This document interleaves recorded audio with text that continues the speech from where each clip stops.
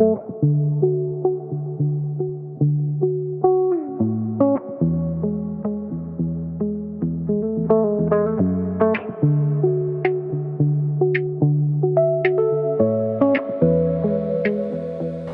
have some education in my background too, so good morning is always the best place to start.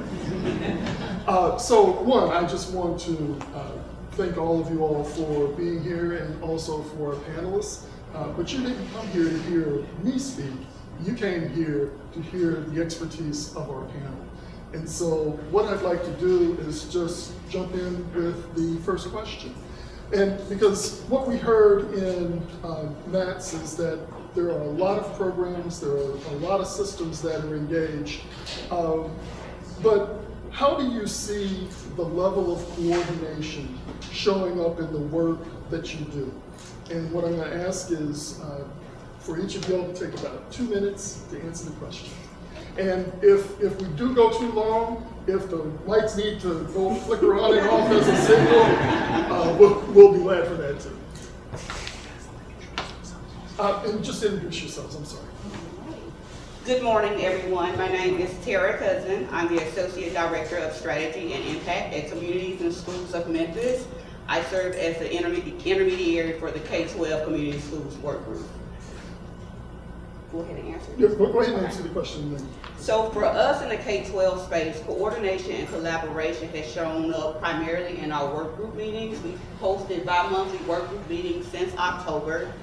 And in these settings, we were able to just have an honest conversation about who we are and what we bring to the table. So these conversations have allowed us to learn each other as well as understand the unique work that we do.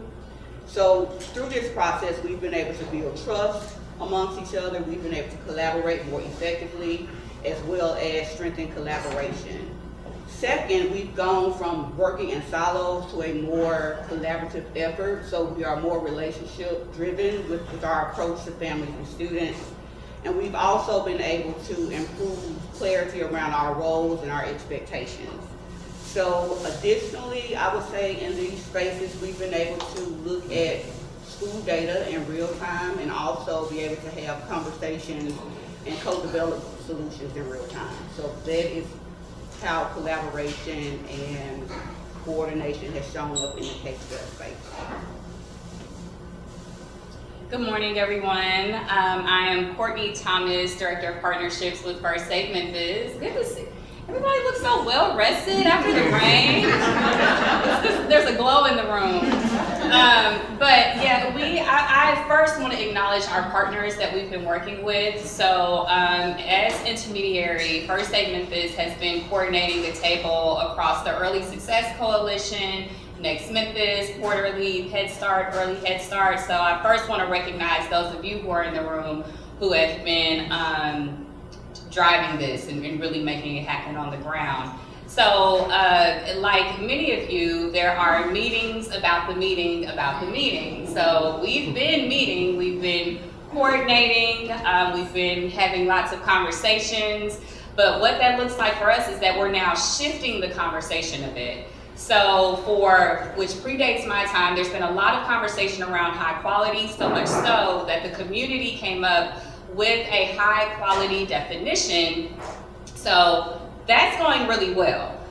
We are seeing that there's significant impact around kindergarten readiness scores.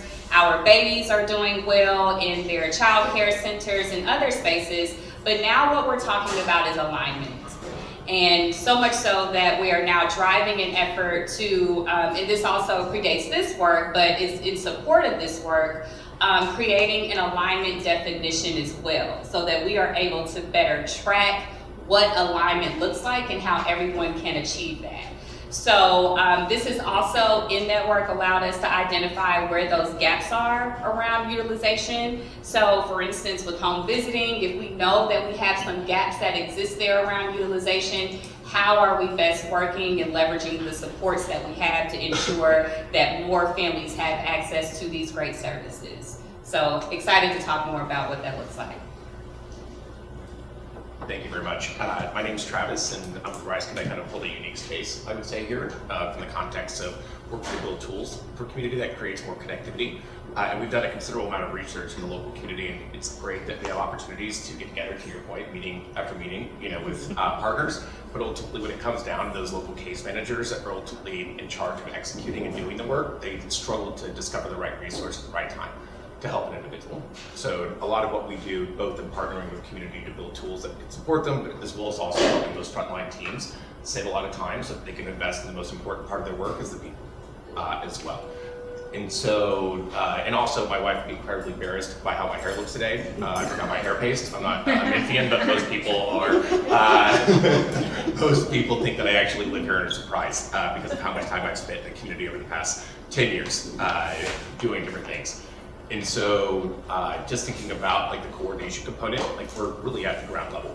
Like what we found through research is that while sitting in the meetings, doing that coordination, and it works and there's discovery, there's opportunities, but when it translates into execution, organizations and communities struggle. That what we found through research and the partnership that we did for Code for America and the work that they did with youth and young adults in partnership with Student Success and other local organizations is that ultimately a lot of these youth and young adults are ending up disconnected because of how difficult it is to navigate systems here locally. And what we find broadly across the country is that like so few people who connect stay connected and ultimately get to where they want to go because those frontline teams are struggling, to help individuals navigate systems, to coordinate at that people level. And so what you end up is a lot of drop off across that journey. And so we're here to help that. Hi everybody, I'm Amber Huett-Garcia. I am a consultant with Student Success. Been in various projects over the years. I am supporting the human services intermediate pillar of our work, and what you heard Matt say is this is the enabling pillar. Although we look at workforce or educational outcomes, if you don't do this well, you do not experience mobility in any other area. I think what has come out of this work, just at a practical standpoint, we're talking about resources to organizations directly in our community who are facing federal funding shortfalls, drying up of local resources with the shrinking population, and at the same time, the people that we are serving are feeling economic pressure. So every time we make a little bit of progress, it feels like, well, gas went up another $1, right? I think in human services, the collaboration and coordination and ongoing effort to align data, and RiseKit is one of our case management systems, many of you use Caseworthy, is that we are going to get the right system. We want to make sure all of the outcomes are aligned, and we have a great data team to support that. But I think what has come out of this particular area is that we've started to change the culture in Shelby County of that systems change isn't an academic term, it's required. It is creating a sense of urgency about how fast can we move, and that there's an ecosystem. Oh, I'm getting a tie. Classic politician. And that we need more from our leaders. But this work is possible, and we are making progress. I'll share a little bit more, and I know we have other questions. There's a foundation that human service coordination provides an individual to get to that social and economic mobility, and we're going to find that formula, and we are on track to do that.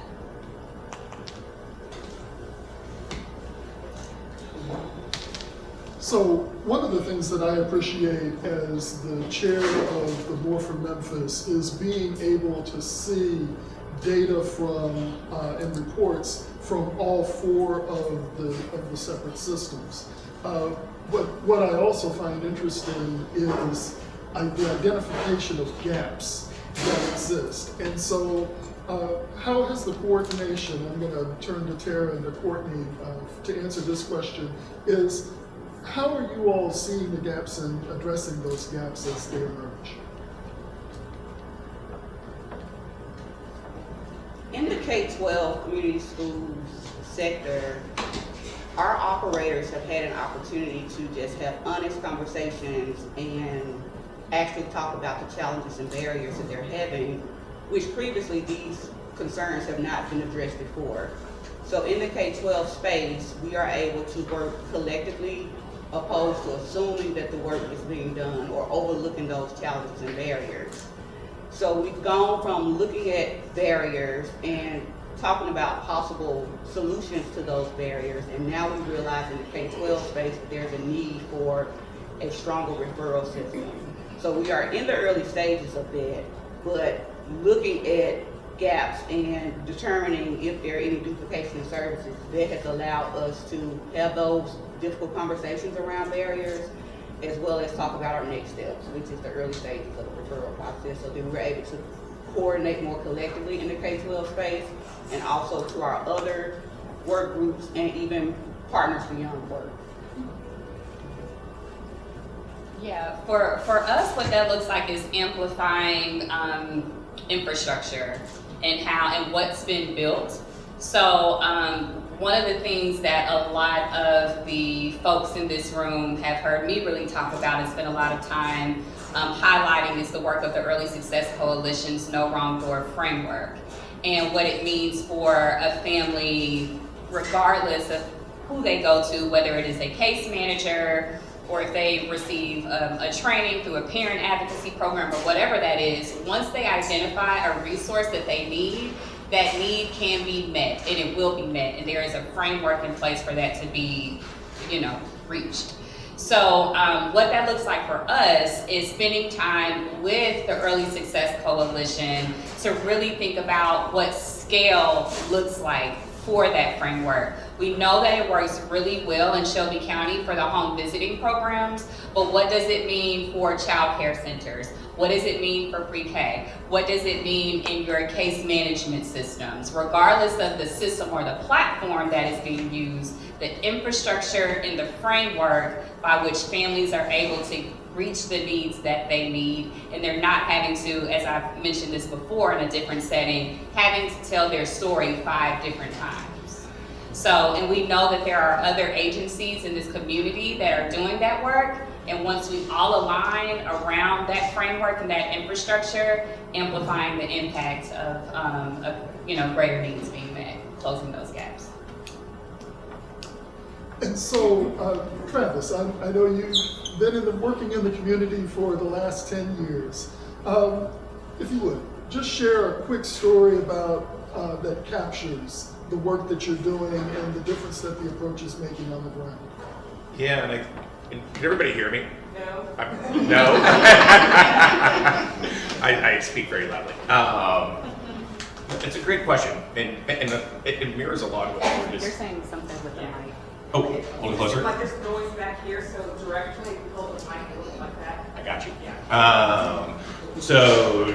And I think it's a lot of what you're speaking to is that, like, how do you create a consistent experience for individuals as they navigate community, recognizing how difficult it is and how important people are to the process as well, those local case managers, and the way that they're able to support the work that they do, but also having standardized data, which is a bit more wonky, but like, if you have 10 different systems, all with different ways of collecting data, and then working to normalize that data and ultimately get insights that can go back to national and local funders to say, like, here's the impact of the work that we're doing. Like, that's fairly complex, even from a data perspective. And so, a lot of the work that we do is, one, to build with and for community, recognizing that that's really critical to how do we build with community members, not only the individuals that are navigating systems, but also those frontline teams and the work that they're doing. And so we've done a considerable amount of actual research, both we just finished up with the city doing an assessment of local providers that are supporting their youth violence prevention programs and better understanding what type of technical support they could potentially use. And most of them are lacking infrastructure. They're using Post-it notes, Excel spreadsheets, things of that nature, and that creates a lot of additional administrative work that individuals are able to commit to serving communities by just doing even things like a resume builder. It can save case managers hundreds of hours each year, while also providing better support to the individual who needs a professional resume. So while it may seem like relatively minor, but the ability to save time so people can invest in people, which is the most critical part of the work that everybody in this community does, is really what we're focused on. So thank you, Travis. So we spent a little time talking about the nuts and bolts of collaboration and building infrastructure. But ultimately, the question that we ask as a board is, what is the impact is all of this work having on the people we serve? And I heard you talk about no wrong door, but I'm gonna ask the panel now to just talk about, what does it look like? What would a community resident experience if we're doing the work the right way, if it's having the impact that we want it to have? What does it look like for the community residents? So I'm going to make sure I look at my notes for this one because I had a lot to say here. 2 minutes. 2 minutes. I'll keep it a minute and 30 seconds. So when we talk about a system that looks and feels good for the people, the families and the students that we're serving, that system is clear and it's accessible, and families and students know how to get to it. Also, they have trusted experiences where they don't feel like they're doing this alone, and they feel supported and not a burden on people. Also, basic needs are met. We're experiencing families who have basic needs that are unmet, from transportation to family issues within the house, and so making sure basic needs, food, shelter, clothes, all of that is met. This is a system that is ideal. Another thing is, students are entering schools ready. So when they enter K and go through K through 12, they feel supported throughout, and they are prepared to transition into post-secondary opportunities. Also, what are those expanded opportunities within the school as well as outside the school that promotes long-term growth, and families and students overall feel safe, supported, welcome, and they have a sense of belonging. So in the K-12 space, that is what a great system looks like and feels like for the students and families they serve. Thank you, Terra. I'll try not to echo too much for the sake of not wanting to be redundant, but yes, more support and less navigating. So families are not spending a ton of time navigating the system, but they are landing supports quickly and easily, and they are high supports with major impact. Also, the system, we know that the system is complex, but we don't want it to be complex for families. When you do systems level work, just by a show of hands, how many of you can easily describe what it is that you do? If a 5-year-old came up to you and said, what do you do for work? Okay, yeah, do you do direct service? Okay, you're a superintendent, I know what you do.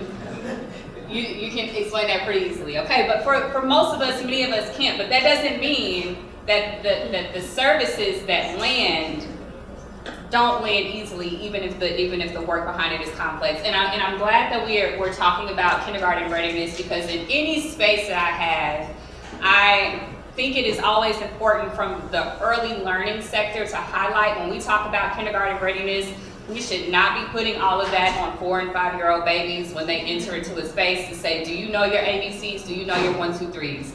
But do staff that are receiving those students understand what is developmentally appropriate for those children? Do we have facilities and infrastructure ready to receive those students?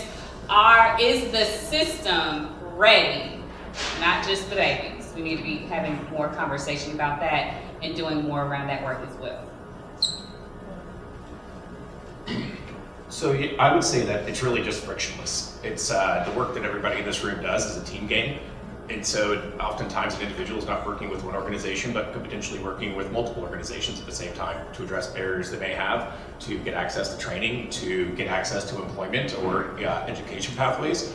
And that can feel relatively disjointed, and it's difficult to manage all that. So when I think about it from my perspective is, how do we make it as frictionless as possible and just seem like I'm working with a team, whether it's one organization or 5, so that like they ultimately have the best chance of success. And a lot of what we're saying too, like whether it be like a no wrong door, like folks that get connected should have the opportunity to stay connected to local systems so that they don't end up in a situation where they're not getting the resources they need. So I would just sum it up. I would say frictionless is what the experience should be for local communities, and you work backwards from that, in my perspective, both from the programmatic side, but from my perspective on the tool side. Thank you. I think we're going to have a lot of the same qualities here, but in human services and in care coordination, I think we're gonna start changing the way people think about what the baseline level of expectation should be for meeting needs. And so, and I think why in the More for Memphis context this matters is we have a governance structure. We have a process to iterate and be honest with ourselves when things worked and when they didn't, and we can go back and tweak that ecosystem. It becomes a way of doing business. But why progress matters in this moment is that it also changes the way people who don't need that feel about people who do. And I think that matters, and we have to get away from there's nothing different about a child born in 38117 than there is in 38106. And we still have a lot of those mindsets. But when we start seeing progress, and human services is where we can make it, this is about resources and opportunities, not potential. And when we have a system that works, we start to change some of those negative mindsets and attitudes that you maybe not know that you carry, but then you create more advocates for systems that work. And when you do it in a structure that shows that you can change, that is, to me, that is, we're all in this together, we're gonna get better because this is working for people, and I can see it's working for my neighbors.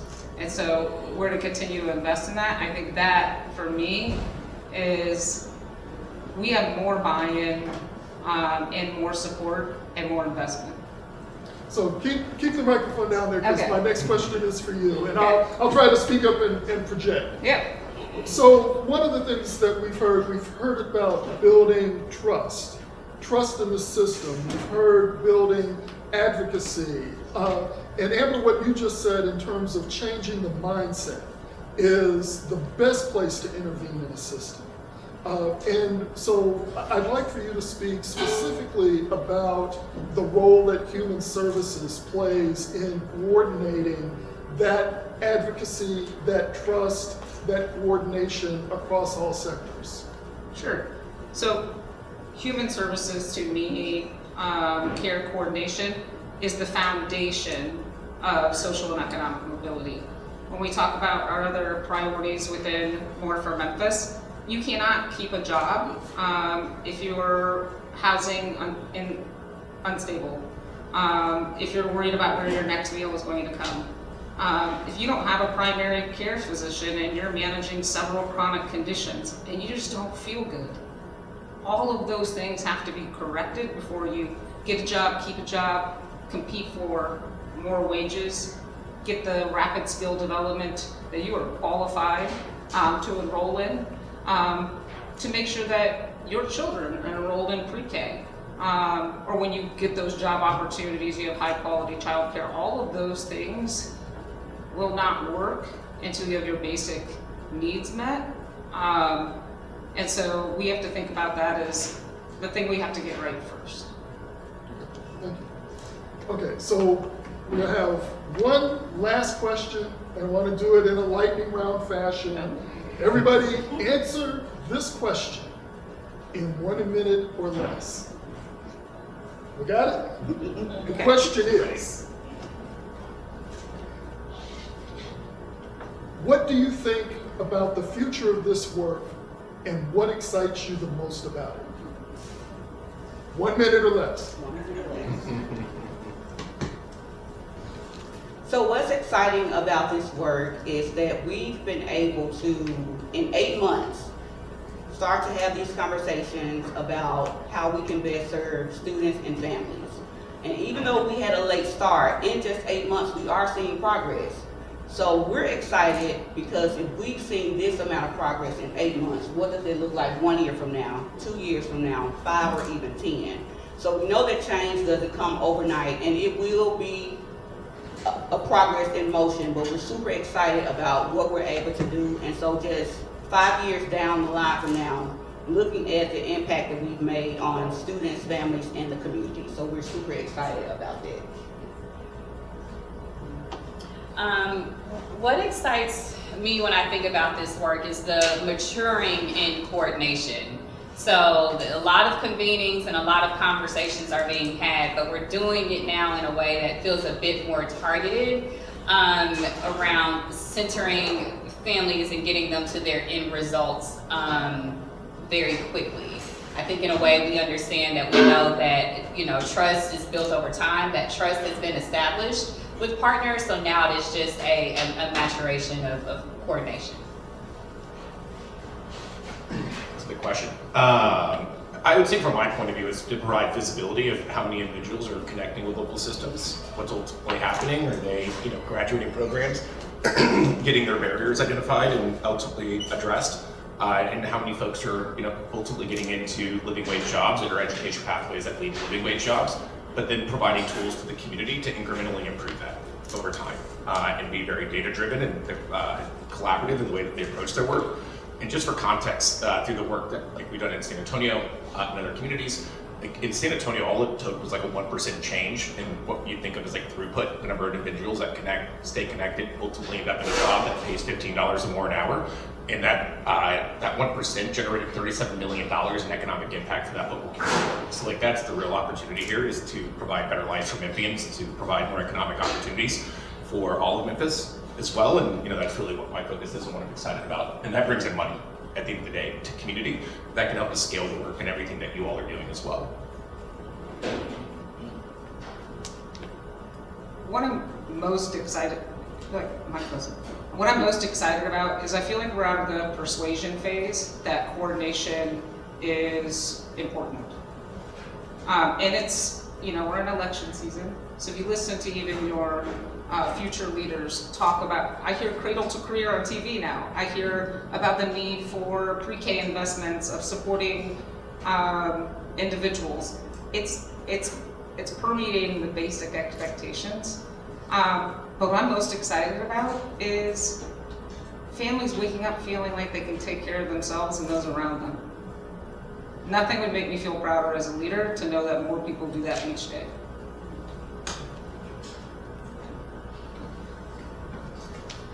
So, thank you.